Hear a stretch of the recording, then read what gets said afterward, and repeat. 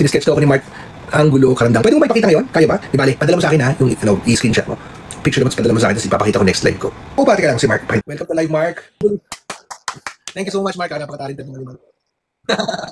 Gusto ko yan, gusto. Yan ang magandang yan ang magandang talento. Alam mo, bagay ka sa mga courtroom hearing. Kasi ang galing mo mag-sketch do. So, kasi ang story behind that, kadalasan sa mga courtroom hearings, hindi pinapayagan yung mga photographers sa mga cameraman sa loob, di ba? So, yung mga nag-sketch niyan to document yung mga nangyayari sa hearing. Bagay ka doon. Ang galing mo mag-sketch. Kamukha ko nga, nakita ko agad ito. Ang galing. Thank you so much, Mark. Pag natapos mo yan, padala mo sa akin, ha?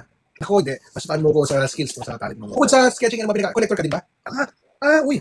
Galing naman. Tumutugtog ako makanta din. Mark, kalabisan ba kung hihingi kami ng sample kahit chorus lang? Yan. Dito, ang bait naman ni Mark. Paulakan pa tayo. Napakaswerte naman natin. Diba? What a way to end our live. Galing.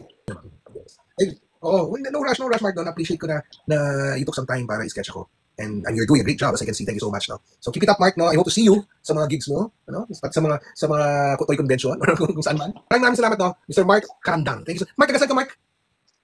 Yun. Ingat dyan sa Tanawan, Batangas. Thank you so much, Mark.